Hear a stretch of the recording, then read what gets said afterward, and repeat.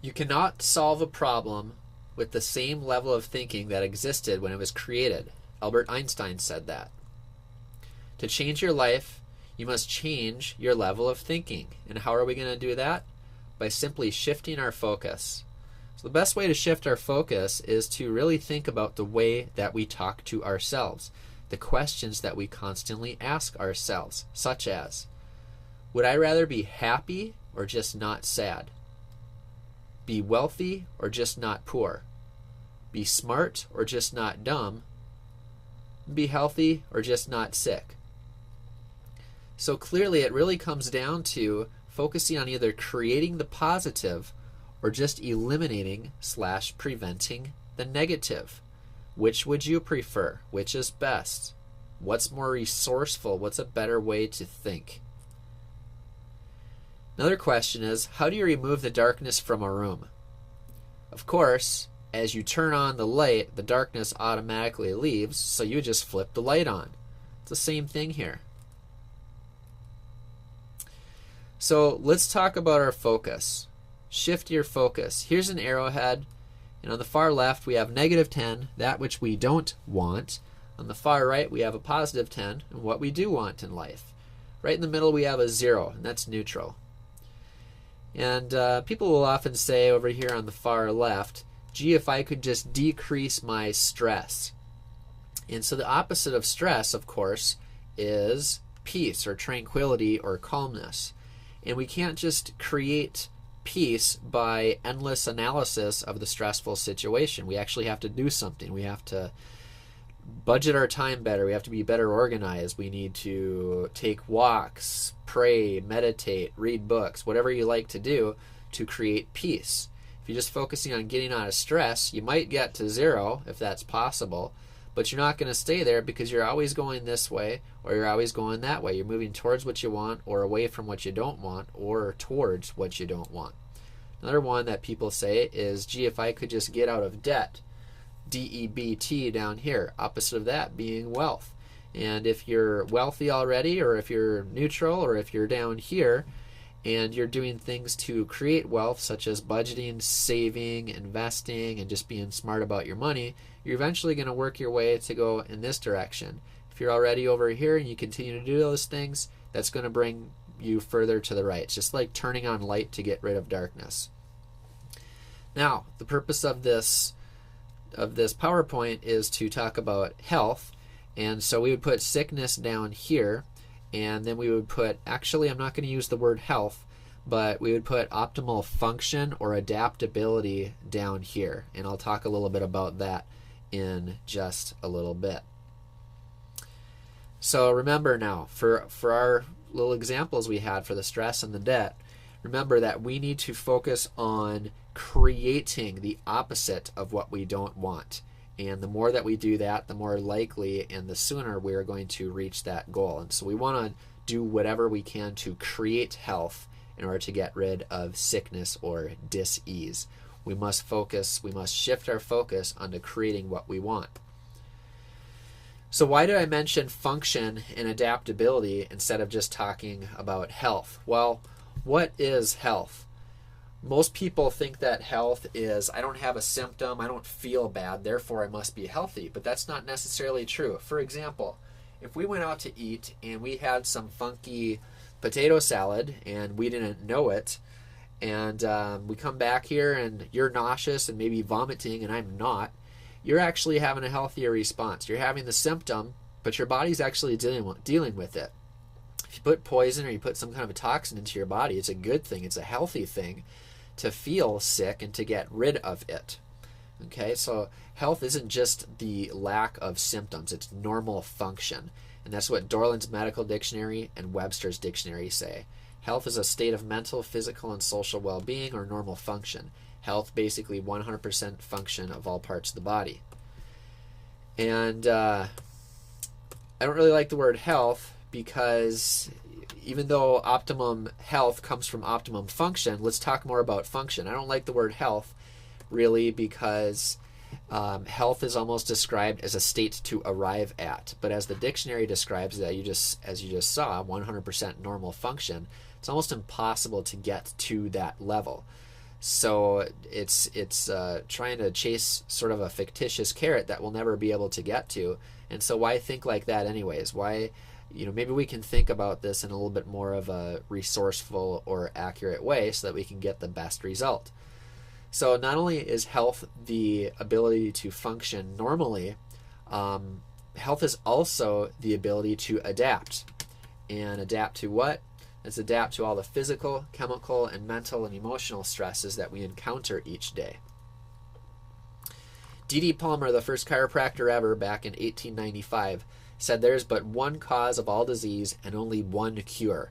And what he was referring to there is the loss of one's ability to adapt to the external or internal environment. That equals disease. Now there are genetic factors, but when we don't adapt properly to those physical, chemical, and mental and emotional stresses, as long as we're subscribing to the model of healthcare that, hey, we are responsible for our own health and it's not up to anybody else, that's really what it comes down to. The cause of all disease is your failure to adapt to whatever the situation is. And again, I understand there can be genetic limitations, but just understand genetic limitations are not curses, they are tendencies, and many times you can do something about them. Now, another word that I really don't like is wellness, and most people think that wellness means preventing illness and disease. Take calcium to prevent osteoporosis, exercise so that you won't be overweight, eat well so that you don't have a heart attack or stroke. The other reason I don't like wellness is that it's one of the most hijacked terms in healthcare today. Kaiser Permanente is wellness. There's wellness pillows. Everybody's wanting to do wellness now, and it's an economic thing, the shift towards a wellness paradigm. It seems like we're moving towards half the people are quite unhealthy and overweight, and the other half are not, and they're wanting to be healthier or get healthier. Not to say that an overweight person doesn't want to be healthy, but it just seems that the rate of obesity has gone up in our country, even though people are getting more educated about health. Well, maybe our ideas or maybe our paradigms about health are not exactly correct. And I hope to help you with that by this little presentation. Living a life of prevention is living not to die. That's not really creating anything. We're not trying to get rid of darkness. So wellness doesn't mean preventing anything. Wellness really means growing and working to increase our function and adaptability so that we can maximally adapt to all the physical, chemical, and mental or emotional stresses that we encounter each day. As a result, we grow more than we die. In a nutshell, that's really all it is. So here's 7 keys to wellness or to wholeness or to resilience, what I call it. Number 1 is creating peace. If your spine is on your nerves, or if other people are on your nerves, you're not going to function as well as you could function. And number 2 is energy breathing. You need optimal oxygen to get to your tissues. For whatever reason, we tend to breathe through our chest and through our mouth in our culture, and we don't use our diaphragms. And doing that does not allow us to get as good of oxygen circulation as we could or should, and as a result our red blood cells suffer and our energy levels and our performance suffers through the day. So keep that in mind. Number 3, vital waters. Whatever your body weight is, divide that by 2 in ounces. Roughly that's how much water you should be drinking every day. And also the waters, the food pyramid, the FDA has finally gotten with the program and put fruits and vegetables at the bottom of the food pyramid. That's our foundation. It's not breads and cereals. And so when you really break that down, what are in fruits and vegetables? Well, they're vitamins or vital amines, vital waters. Make sure you're getting those. Of course, if you want to be more alive than dead, eat food that's more alive than dead. Read your labels. If you can't pronounce it, probably it's not a real food. And by the way, depending on how you define food and poison, if you define it in a very, very simple way, such as a food is something that facilitates a constructive, normal process, physiological process inside your body, well, that's called a food. And a poison is something that inhibits or interferes with or causes just a diseased response, that would be a poison. And unfortunately, even if you go to your local grocery store, and under that definition, unfortunately, a lot of those quote-unquote foods are poisons based on what they put into them. And there's a whole lot of information on the GMOs out there, genetically modified foods. Dynamic movement and rest is number 5. Action and reaction, good sleep and good exercise. Number 6 is increase your fitness. That doesn't just mean physical fitness. That means that you're fit for your environment. You're fit for your work situation. You're fit for whatever your purpose is. You're not a professional athlete, more than likely, so you probably shouldn't really be working out according to a professional athlete's workout schedule. It should probably be something that includes strengthening the extensor muscles, which are your anti-gravity or postural muscles, so you can get a better sense of postural awareness, because you probably do need to sit up tall for a lot of the day or stand up normally, and doing that will help you to hold your adjustments better and hopefully give you an idea better of when you have or are losing your adjustment, because it's difficult for you to maintain that good posture. And of course, last but not least, is keeping your spine balanced.